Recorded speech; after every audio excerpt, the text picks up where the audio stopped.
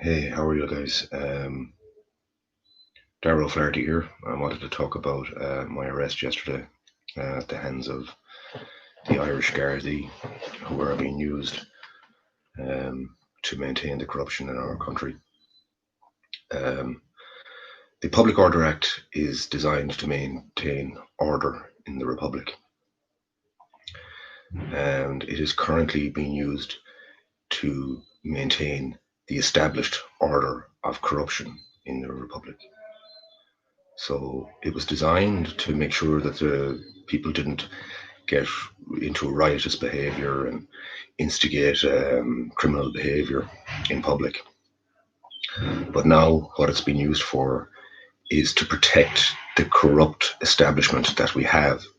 So when a person stands up to the corrupt establishment, the Gardaí invoke the Public Order Act and use the Public Order Act to stop people standing up to the corruption in the state. That's not the intention of the act. That's completely contrary to the intention of the act. Our state is in a state of complete disorder where our government and our establishment are colluding to line their own pockets and to destroy our nation for a few pieces of silver. And they should not be using the Public Order Act the way that they are using it to stop people making a legitimate stand against corruption and power-hungry and power-tripping individuals in the country. That is the threat to public order. That's where the public order should be used. The Public Order Act should be used. They should arrest every one of these people that are contributing to corruption in our country on the Public Order Act. And it's actually very easy for them to do. You saw yesterday how quickly they were able to invoke it and drag me off the bus. So I wanted to talk about what happened on the bus precisely.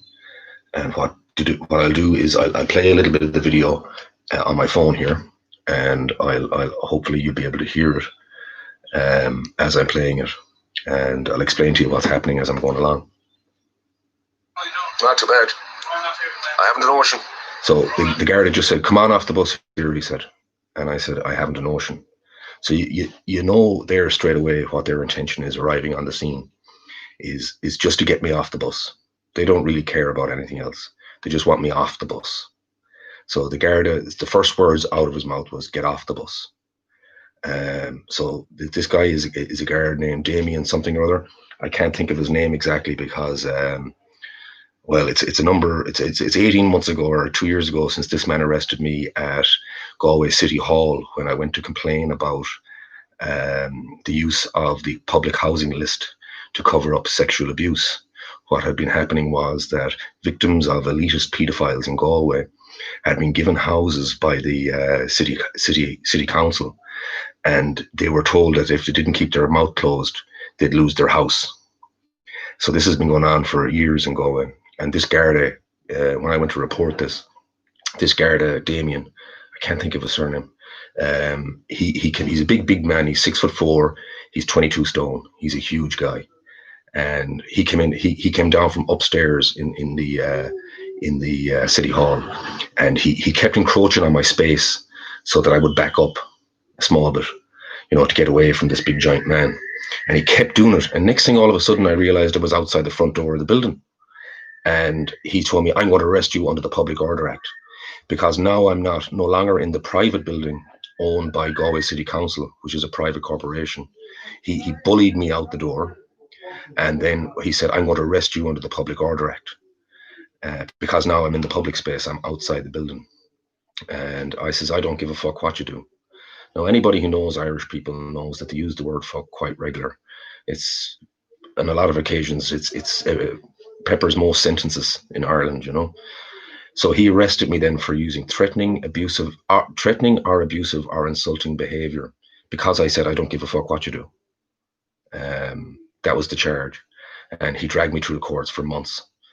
Now, in that time, he listened to the complaint about what happened with what I know happened using the public housing list in Galway. He listened to what I said, but he wouldn't take the complaint. The court-appointed lawyer listened to what I said, but wouldn't do anything about it. The prosecutor in the case listened to what I have to say, about the cover up of sexual abuse using the public housing list in Galway, and refused to take the complaint. The judge in the case refused to allow me speak regarding the case of cover up of sexual abuse using the public housing list. And what they were doing was they were getting victims into public housing, and then once they became dependent on that public house, once they got used to having an expensive house, they were told, look, you have to toe the line now. Keep quiet now, or we'll just take the house off you and throw you out in the street. Now, there's been a couple of different investigations regarding misuse of the public housing list in Galway. So what I'm saying is that this Garda that I met yesterday, he had already used the Public Order Act to maintain the established corruption that's in our cities and our towns and our country. So immediately I'm going, this guy is not on my side. So I'll go on a little bit. Sarah O'Flaherty, how are we getting on, Garda? Not too bad, no. So immediately I give my name, because I don't want to go through that whole process of, identifying myself and give my address and all that. Really, I just want to get down to why they're here. What's their business here today? And he's going to say his business now in the next piece I'm going to play you. And what he says is that he's here to investigate a breach of the regulations. So the Garda doesn't have the power to investigate breaches of regulations. What he has is the power to investigate crimes. So if the Garda had told me that he was investigating a crime, then I would have been obliged to cooperate with him. But he didn't. He told me he was investigating a regulation. Anyway, I'll play the piece. Can I ask why you're here today? What? Can I ask why you're here today? We received a phone call there was somebody breaching the COVID-19 regulations. Okay, and what's your business here then today? So right, he had no business there today, that day, because he was there investigating a breach of the regulations. He has no power to investigate regulations. He only has the power to investigate breaches of the law. So far, he hasn't mentioned the law that he's investigating the breach of. I ask him, now admittedly, I've done a bad job of asking him, but when a Garda approaches you, he has to tell you what law he thinks you're breaching. So I ask him to quote me the regulation, quote me the law, quote me the act, so that I can understand why this man is encroaching on my physical presence. Him and his two colleagues now are leaning over me on my left-hand side and my right-hand side. Actually, at this stage, two colleagues are on the left-hand side, and then one crosses in front of the camera. That's Damien. This is Garda Molyneux that's speaking. So he's already said there he's there. He has no right to be there. He can only investigate crimes. He can't investigate regulations, which we saw recently with Clifton. It was all criminality up to that point. But once it became once they got involved, once the elites were caught breaching the laws, all of a sudden it became regulations again. And what that done was it took it out of the purview of the judicial system. So the laws, if even though the TDs that were there and the ministers that were there, they admitted they broke the law. They resigned their jobs and said, yes, I misbehaved. I've done something incorrectly. They admitted it there and then. By resigning, they're admitting their guilt. So there was no arrest made there. There was no one dragged around by the handcuffs using the Public Order Act in that instance. Those people are still walking around free. So because it's a regulation, the Gardaí can't arrest those people, because it's not the Garda's job to investigate breaches of the regulation. It would be some government department's job. In this instance, because it was the Health Act, and he also quoted the Health Act incorrectly. The Health Act wasn't written in 1948. So he not only, so I'm very suspicious now that this man has no idea what's going on with the Health Act. In my head, I'm going, oh God, this guy really, he doesn't know the law. So I know that the law says that if a person has stress from wearing the mask, then they don't have to wear the mask. I know this because I have a stress injury. I have a injury. I received a concussion from Antifa Sinn Féin a number of months ago. and it has given me when I get stressed, one of the effects of concussion is that stress has a massive effect on you. I come out in this pall of sweat, my blood pressure goes down, and so a little bit of stress for me because of that injury, it causes me to have a huge stressful reaction. So this is my exemption. This is why I'm exempt, because I have this injury from a long time ago. That means that a small bit of stress causes me a lot of stress. Now, he goes on. Immediately, he demands my. Anyway, I'll play it. How did that man determine that I was in breach of the COVID-19 regulations? How did the man determine? So I'll stop it there. The bus driver, when I initially got on the bus in Duishka, the bus driver said to me, "You're not getting on my bus without a mask." I said, "I have an exemption from the COVID-19 regulations. I'm not required to wear a mask." He says, "You're not getting on my bus without a mask."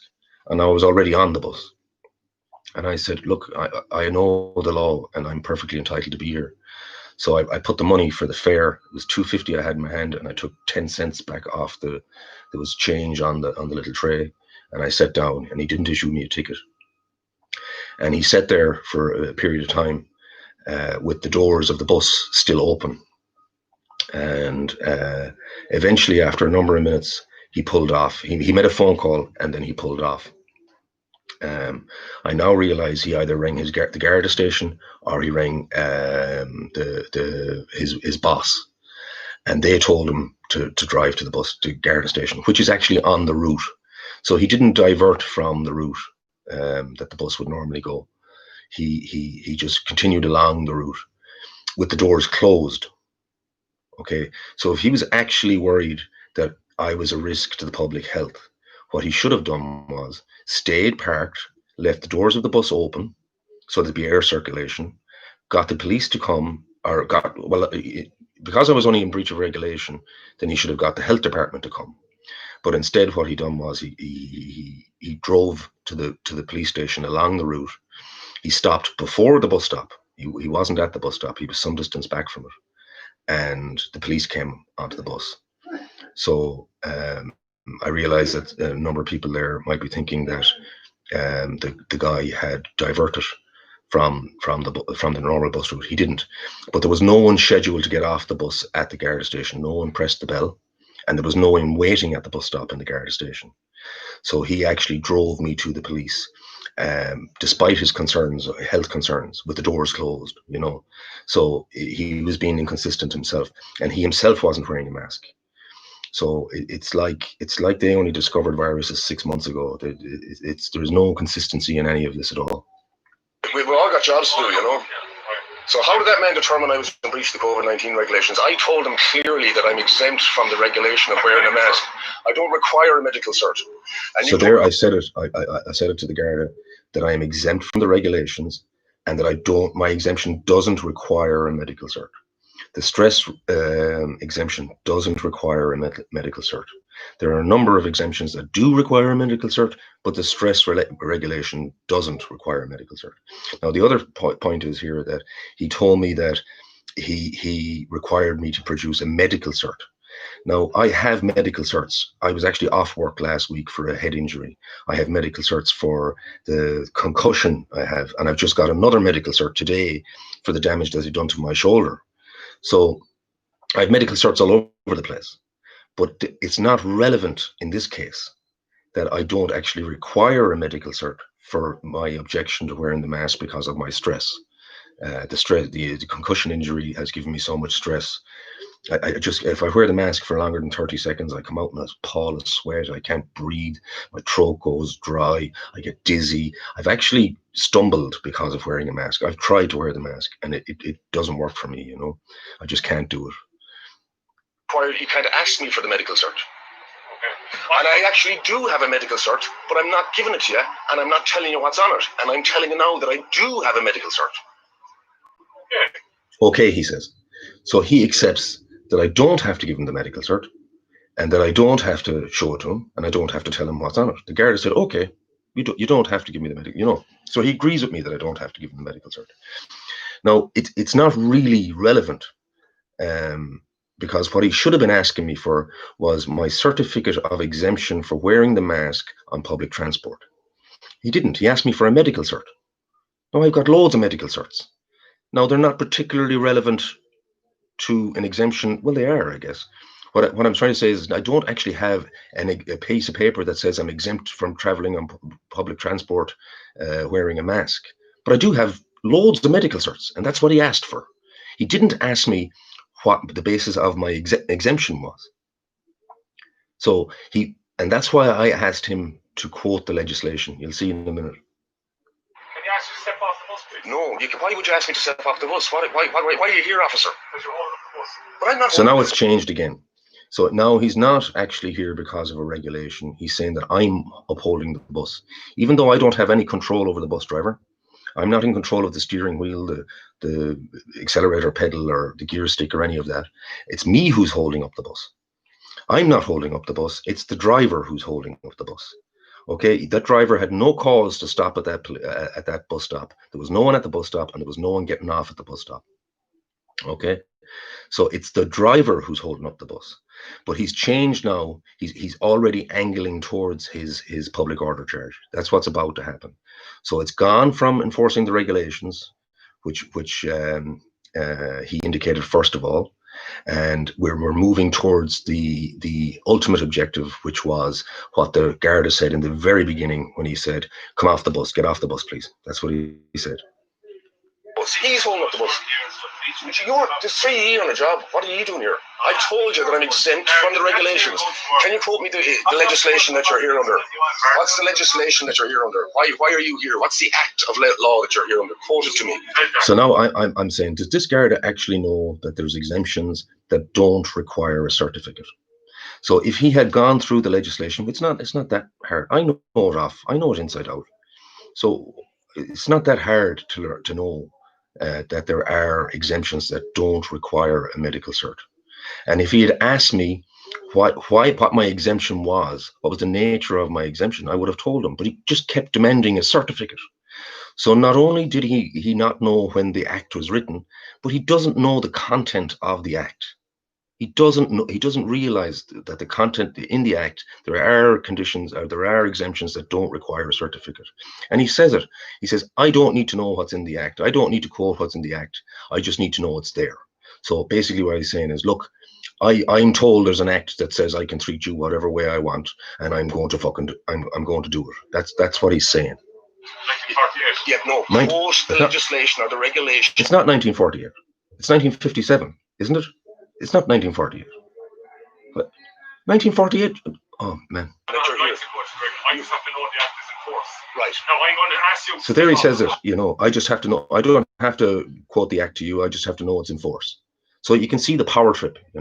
I don't have to tell you why I'm here investigating you.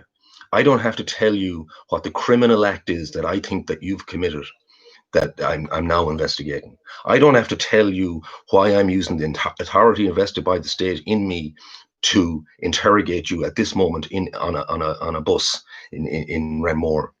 I don't have to tell you why any of these powers that I've been given can now be used. Well, you do, Garda, actually. You do have to tell me what you're investigating. You do have to tell me what the crime is that you're committing, that you're now going to, in a moment, rely on to issue a public order charge. So anyway, let's go. I haven't a notion. So there it is. So it's not Section 8 either. It's Section 6 of the Public Order Act, actually. So this Garda really, he doesn't know what he's doing. So he's issuing an order to me to get off the bus. He has to have a basis. So he can give me a lawful order, but it has to be relevant to a criminal investigation. So if he comes on a scene and there's a melee or something like that, he can say, look, there's an assault after occurring over there. I need you to leave the area because you're causing the further risk for another assault occurring. Okay. In this case, he hasn't told me why he's investigating me. He hasn't told me why he's asking me questions.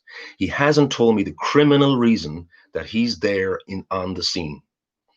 He hasn't indicated at all. He's told me about an act that doesn't exist from 1948. And he said that it's a regulation that I'm in breach of, not a law.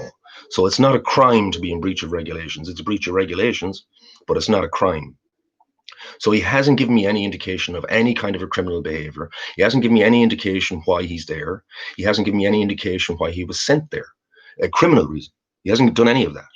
And then he goes on to issue a order under Section 6, not Section 8, Garda Molyneux. He issues an order under Section 6, which was unlawful. He has no right to tell a person who he's not investigating to stand beside the road while I question you. He has no right to do that. So he wasn't investigating me on a criminal matter, and he couldn't issue, he had no basis for the order under Section 6. So the order itself was unlawful. I think that's the word I used. Order Act to enforce the health regulations. Why don't you just arrest me under the regulations? So this is it again. This is what's happening all over the country.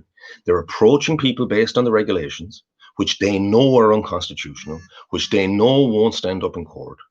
They antagonize the person, they encroach on their space, they bully the person.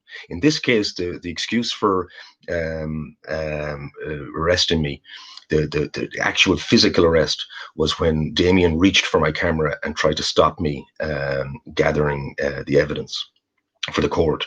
So it's the Garda's job to gather evidence objectively for the court. So he's not supposed to be biased in how he gathers the evidence. There's nothing more, there's nothing less biased than camera evidence, especially when there's a microphone. So I haven't edited this video in any way. I've shortened it on both ends because there's aspects of it that will be impertinent to the judge and the court case itself. So I've just taken out the section where the Gardaí up to the point of arrest, because that's what I'm talking about. So the arrest occurred because the physical act of arrest occurred after the point where the Garda tried to grab my camera out of my hand. So why would a Garda attempt to prevent evidence being gathered objectively for the court? Why would they do that? You know, and subsequently after that, one of the Garda Molyneux threw my phone across the inside of the police van, and then later on again. So he was being reckless as to whether that evidence will be retrievable from my phone. Later on again, he actually tried to misrepresent the record of my responses to the charge. Anyway, I'll go on, I'll get to that. I explained to you, but you won't let me explain because you keep interrupting. Right. I'm going to explain to you. I'm told enforcing the Public Order Act. So again, he has no basis for imposing the Public Order Act unless he's investigating a crime. He hasn't told me the crime he's investigating, and in fact, he said he's actually investigating a regulation. He hasn't questioned me regarding my exemption to that regulation. He has only questioned me regarding my medical certs, which I'm not required to show to him because it's private information, and I don't want to be talking about my private information on a bus full of people. Even if I did talk, even if I did produce the certificate with my private information, it was on my telephone, and I couldn't record the what was happening and show him the certificate. So I go on. I'm trying to finish. Why are you enforcing the Public Order Act? You came here under the regulation. You said you told me already. You wanted me to finish. You told me already you came here to enforce a regulation. So he's attempting to enforce the Public Order Act, and I'm attempting to tell him that he has no criminal basis for enforcing the Public Order Act. He has no criminal basis for issuing the order that he's issuing.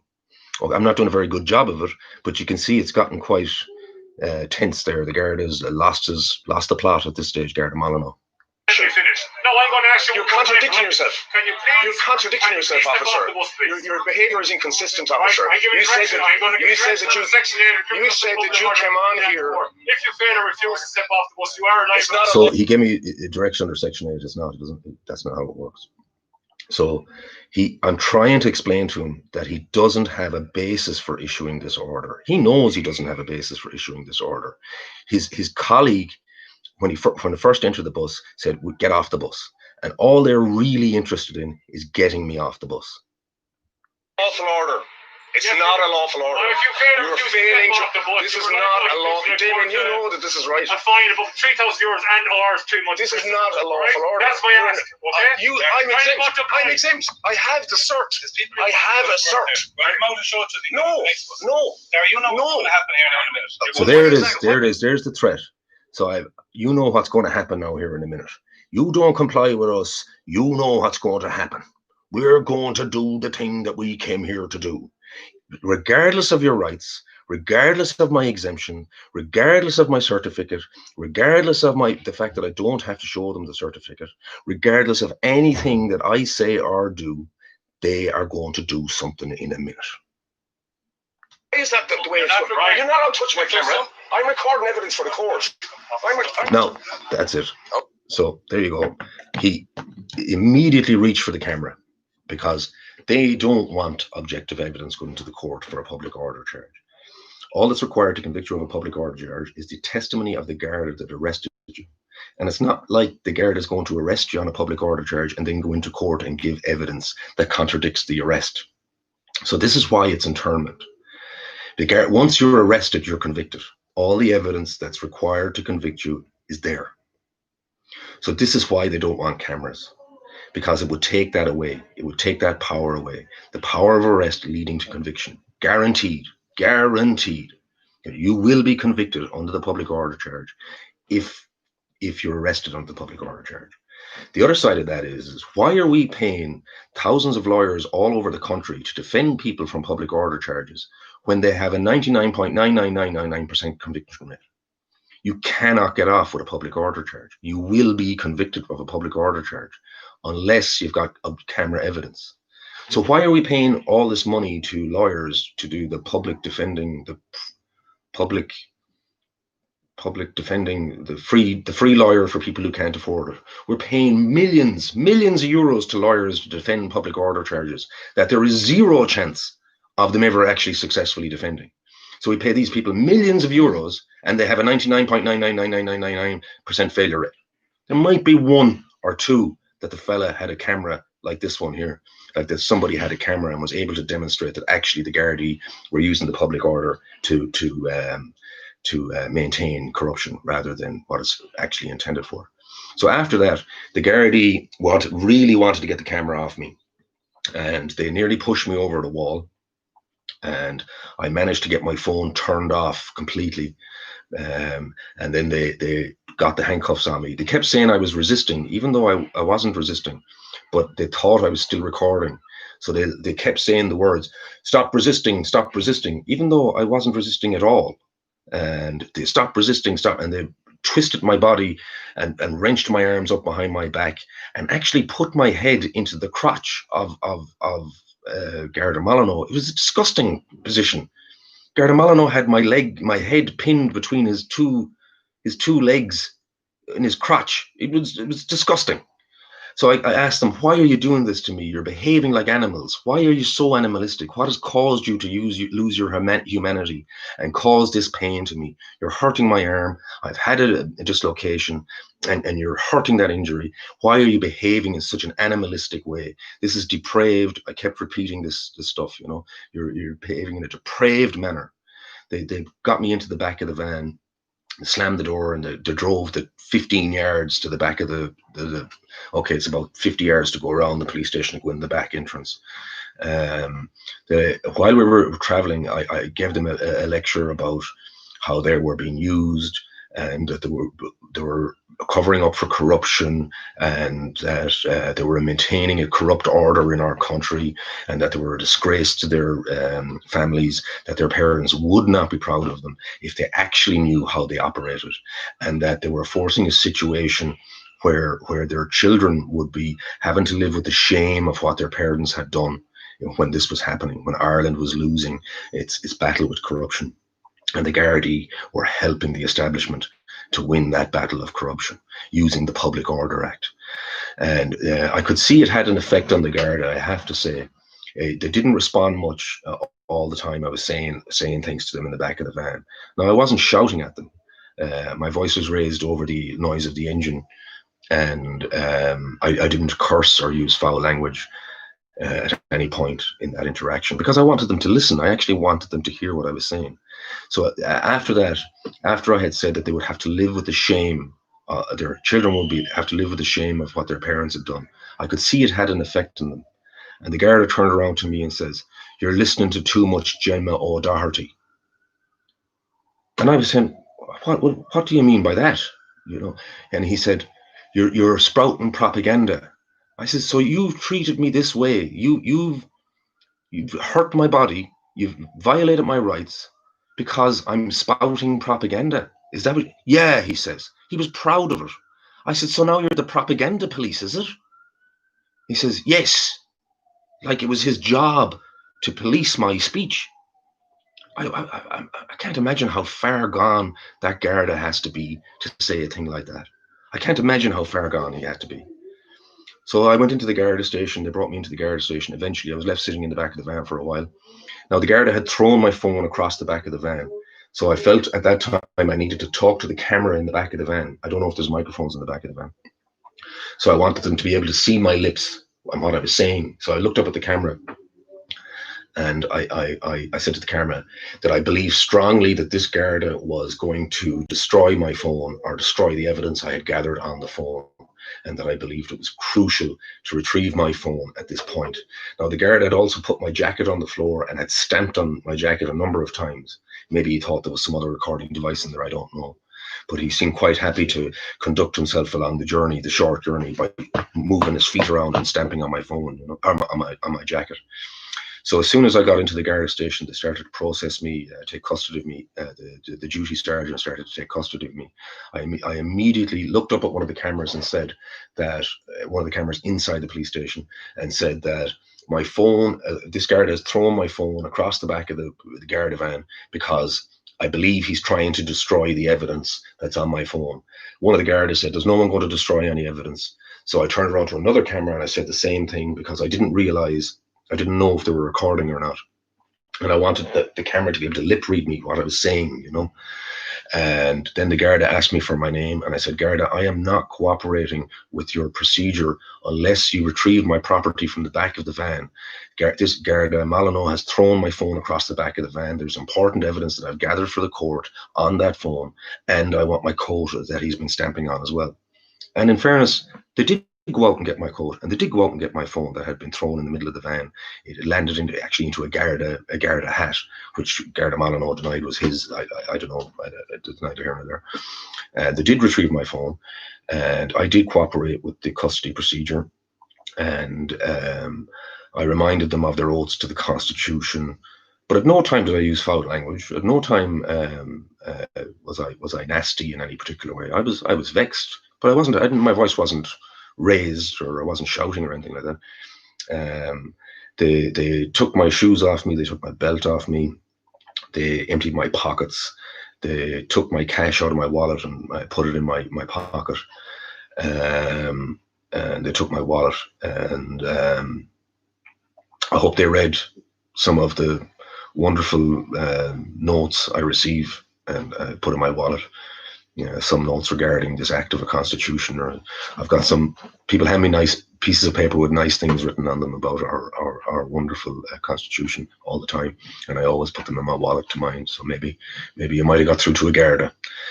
But they locked me in the cell, and because my arm had been injured, I asked for a doctor. And because I needed to make sure that the camera evidence was secure, I asked for a lawyer. Maybe a half an hour later, the custody sergeant, or the person responsible for my welfare, he came to visit me in the cell and told me that there was a lawyer first. I went to speak to the lawyer. I told him to secure the camera evidence. It took me quite a number of instructions I had to give to this lawyer to get him to actually acknowledge my instructions and go and carry them out. So under Babbage v. DPP 1999, you can demand all the camera evidence related to your arrest. Wherever there was a camera, it has to be preserved. So I made sure that was recorded. So you could say that to a Garda, and you just might not record it at all. So there would be no evidence that you've given that instruction. So my intention was, by calling the lawyer there, that now I've got a second party that I've issued this instruction to. And then I was put back in the cell, and maybe 15 or 20 minutes later, I got to see a doctor who gave me a lecture about masks. And once I asked what the medical reason for wearing the mask was, and she wasn't able to answer the question. She said, "I don't want to talk about it." And she examined my shoulder, and I told her about the previous injury and all that, Then I was put back in the cell, and I was taken out maybe 20 minutes later, and I went through the release procedure. So this is another part. I spoke earlier on how the Gardaí had attempted to stop me recording evidence objectively for the court, how they had attempted to grab my phone on a number of occasions, how they had thrown the phone across the van in order to be reckless as to whether the evidence was destroyed. And then the most peculiar thing happened as I was being released. So part of the release process is that they read the charges that you've been charged with. I was charged with failing to obey an order and using threatening or insulting or abusive language. So because I gave him a lecture about his behavior, I didn't actually curse her, but he was insulted by my lecture. So he put on a charge of insulting language. So the other charge was failing to obey the first charge he read out was failing to obey the order. And I explained to him that, I didn't obey your order because it was unlawful. Your order was completely unlawful. And you had no intention of invoking the Health Act, that you had expressly used the Public Order Act to get your way. And I noticed that the custody sergeant wasn't even present. The custody sergeant wasn't at his desk. He was in a neighboring room. So what happens is they read they read the charge to you, and then the custody sergeant is supposed to record your response to the Garda who has arrested you's charge. So the Garda who arrested me, Garda Molyneux, he read the charge, and I responded to Garda Molyneux, expecting that the custody sergeant would record my response. But the custody sergeant wasn't even present. No, I had to look around and see where's the custody sergeant? I said to Garda Molyneux. Where is he? How is he recording my response if he's not actually here? Oh, he said, don't worry about it. I'll tell him what you said. Hang on a second. The court isn't interested in that's not the evidence the court requires. The process requires that Garda Molyneux reads the charges, and that I respond to the charge, and that the custody officer or another officer records my response. There's good reasons for that. It introduces a bit of objectivity. So Garda Molyneux response was, sure, don't worry, I'll tell him. So what that means is that Garda Molyneux was willing to submit evidence to the court, which wasn't recorded by the custody sergeant, which was actually hearsay from the Garda who arrested me. So we have 3 or 4 incidences where the Gardaí in that situation were willing to either fabricate evidence, destroy evidence, or prevent the evidence from being recorded. Okay? So when Garda Molyneux said he was going to relay my response to the officer in charge to record in the custody record, it would have been hearsay. There would have been differences in it, and it wouldn't have been a true record of what I said. So he was willing to usurp the procedure that he's supposed to follow and enter that as evidence in a court of law.